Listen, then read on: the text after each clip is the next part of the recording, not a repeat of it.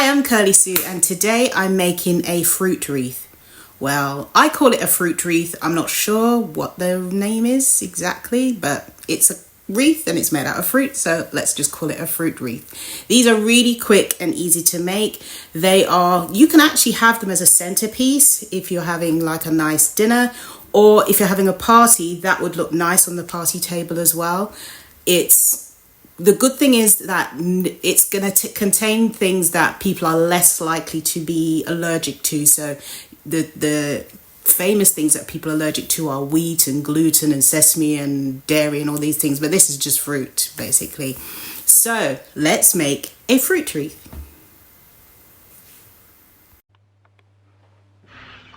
So you can make this as large or as small as you like. You can use a dinner plate or a larger serving platter.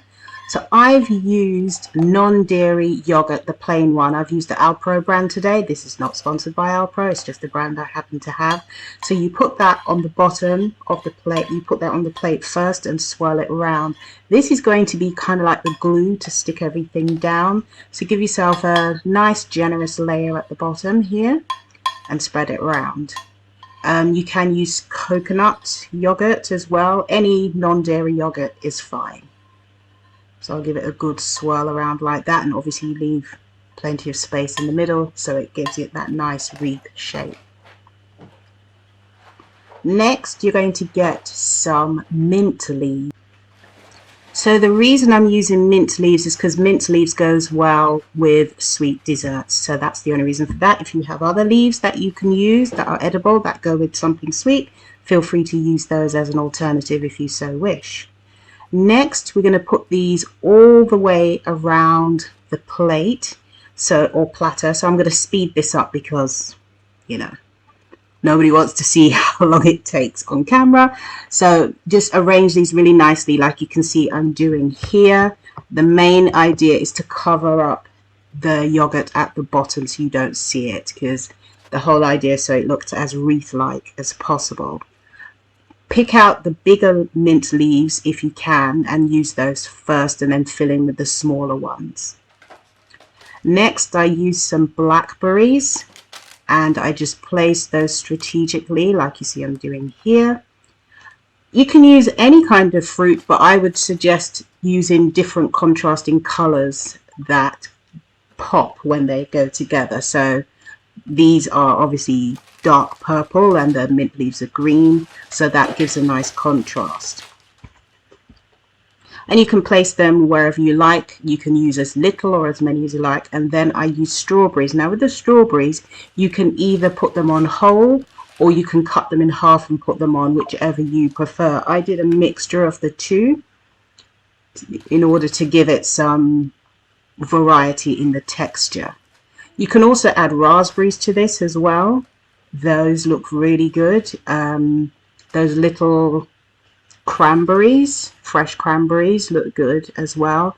Any kind of small red berries look really good on this. So you just keep going and fill it up until it looks attractive, basically, and put them in between. The idea also is to not have green showing, but not too much. So as you can see here, I'm just strategically placing them all around the wreath. I didn't have any raspberries when I made this. I think I only had one or two, so I just kind of dropped the raspberries in wherever I could. I think the one that I had, I put that one in. So this is really quick and easy to make. As you can see, it looks kind of complicated when you first look at it, but when you start to make it, you can see actually it's not that difficult at all. It's just when you know, you know.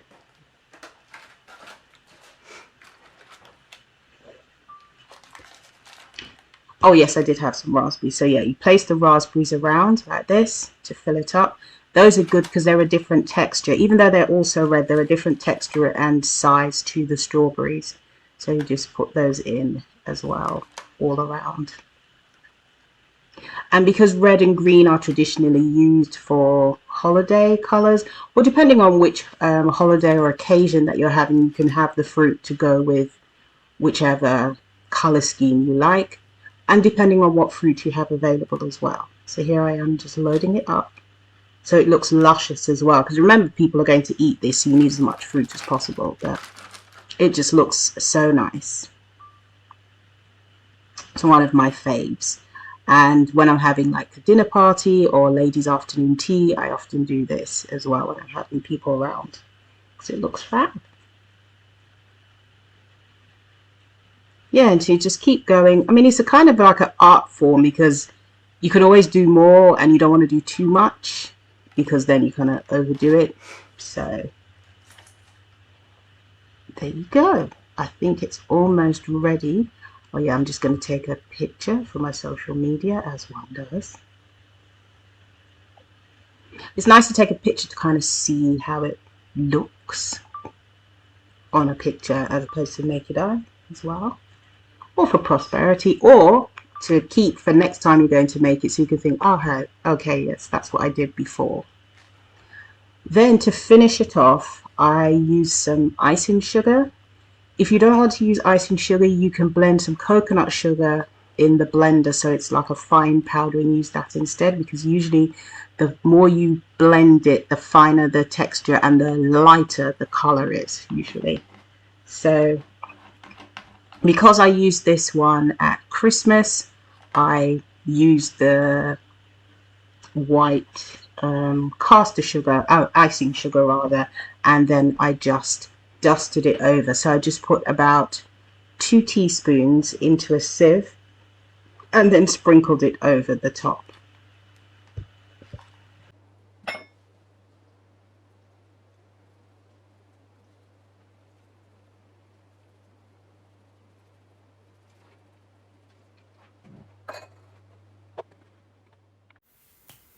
So that's how you make a fruit wreath.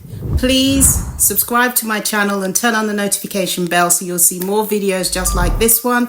And please subscribe, because it does help me out a lot. And it's free for you, but it means a lot for me. Thank you for watching. See you next time. Bye.